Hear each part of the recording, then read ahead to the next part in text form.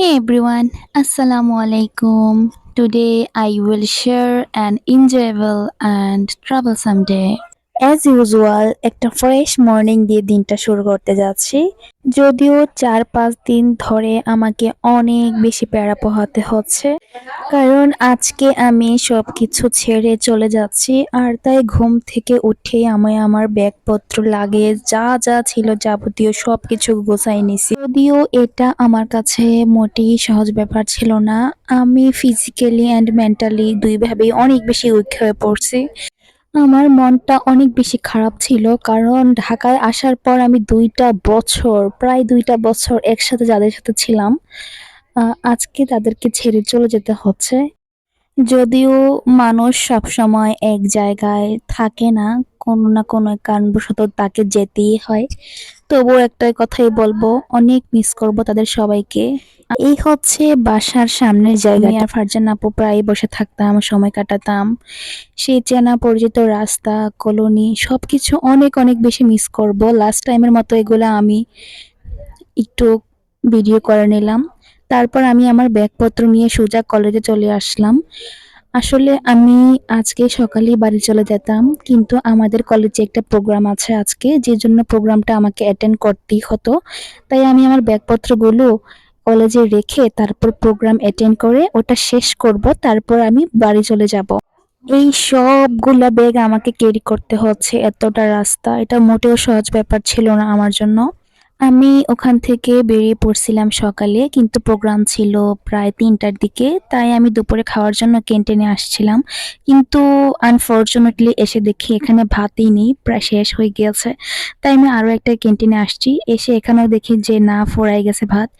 তারপর আমার অনেক বেশি খিদা পাচ্ছিল। তারপর অনেক ভেবেচিন্তে খিচুড়ি নিয়েছি আর শুটকি নিয়েছি। ট্রাস্ট মি, আমি যতবার ক্যান্টিনে খেয়েছি বিরিয়ানি, খিচুড়ি, মাংস যত যাই খেয়েছি, এটা একদম বেস্ট ছিল। অনেক বেশি মজা লাগছে আমার খিচুড়ির সাথে এই শুটকির কম্বিনেশনটা। জাস্ট ওয়াও ছিল। আমার কলেজের যারা ভিডিওটা দেখতেছো তারা অবশ্যই এটা ট্রাই করতে পারো। তারপর আমি চলে আসলাম মাঠের দিকে যেখানে প্রোগ্রামটা হবে। কিন্তু সারাদিন অনবরত বৃষ্টি হওয়ার কারণে এখানে প্রোগ্রামটা আর পরে হবে না। বৃষ্টি অলরেডি আবার পড়তেছে, তাই আমি দৌড়ে চলে যাচ্ছিলাম। কিন্তু আমার একটা ব্যাপারে অনেক বেশি খারাপ লাগতেছিল। এই যে মাঠ সবকিছু এত সুন্দর করে অ্যারেঞ্জ করলো, ডেকোরেট করলো, নিশ্চয়ই কত টাকা না খরচ হয়েছে। সব তো একদম বিফলে চলে গেল, একদম নষ্ট হয়ে গেল। তারপর আমরা চলে আসলাম অডিটোরিয়ামে। এখানেই হবে প্রোগ্রাম।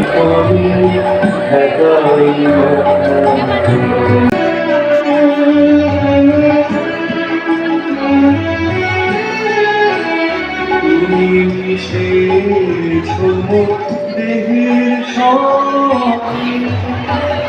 তুমি মিলেছ। এখানে এসে আমি একটু ঢং করে স্ন্যাপ নিয়ে নিলাম। তারপর এখানে জাতীয় সঙ্গীত হচ্ছিল। দেশকে তারপর শপথ ভালোবাসবো, পাঠ। দেশকে ভালোবাসবো, দেশের মানুষের সার্বিক কল্যাণে দেশের মানুষের সার্বিক কল্যাণে সর্বশক্তি নিয়োগ করব। সর্বশক্তি নিয়োগ করব।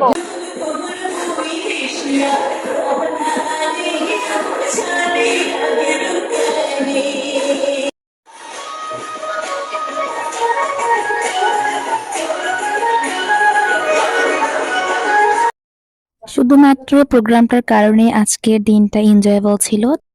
দেন প্রোগ্রাম শেষে আমাদেরকে ডিপার্টমেন্ট থেকে খাবারও দিয়েছে। অংশগ্রহণ করলেও লাভ আছে, দর্শক হিসেবে গেলেও লাভ আছে। তারপর প্রায় সন্ধ্যা হয়ে গিয়েছে, ৬টার উপরে বাজে। তারপর আমি ব্যাগপত্র সবকিছু নিয়ে রওনা দিলাম বাড়ির উদ্দেশ্যে। যেহেতু প্রায় অনেকটাই রাত হয়ে গিয়েছে, আমি প্রথমে চলে যাচ্ছিলাম আমার খালার বাসায়। ওখান থেকে খালামণি আমাকে সকালে আমাকে বাড়িতে দিয়ে আসবে। কারণ আমি প্রায় এই ৪-৫ দিনে অনেকটাই অসুস্থ হয়ে গিয়েছিলাম। এটা হচ্ছে পরদিন সকালে আমরা ফেরিঘাট চলে আসছি। আর আমরা খুব ভোরে বেরিয়েছিলাম, তো এজন্য সকালে নাস্তা করার সুযোগ পাইনি। দেন একটা হোটেলে আসলাম। এখানে পরোটা দিয়ে নাস্তাটা করে নিব। এখানে মামা আমাদেরকে সাথে পরোটা বানাই দিচ্ছিল। এদিকে অলরেডি আমাদের ফেরি চলে আসছে।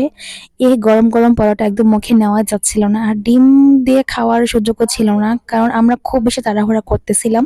এই গরম খাবারটা তাড়াহুড়া করে খেতে গিয়ে আমার তো জিভই পুড়ে গেছে। এখন এই জিভ পোড়া নিয়ে আমি ভয়েস দিচ্ছি। দেন কোনো রকম খাওয়া শেষ করে আমরা উঠে পড়লাম ফেরিতে। আর আজকে ফেরিটা প্রায় ফাঁকাই ছিল, তাই আমি একটু ভিডিও স্ন্যাপ নিলাম। তারপর আন্টি বলতেছিল যে ঝালমুড়ি নিতে, তারপর আমি ঝালমুড়ি নিতে আসলাম। আমরা ঝালমুড়ি খাবো। এখানে মামা ঝালমুড়িটা বানাচ্ছিল আর আমি ওইদিকে ফেরিটা ছাড়তেছিল, ওইটার ভিডিও করতেছিলাম। কারণ এইবারের যাওয়াটা আমার খুব বেশি আনন্দেরও ছিল না। ভালো লাগা খারাপ লাগা দুটোই ছিল। তবে খারাপ লাগাটাই বেশি ছিল। কারণ ঢাকায় গিয়েছি ৪ দিনও হয়নি। আমার মন একদমই টেকেনি। তাই আমি আবার চলে যাচ্ছি বাড়িতে।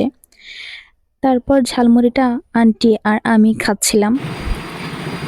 তারপর এই মেঘনার ঢেউ, উতাল পাতাল সবকিছু দেখতেছিলাম।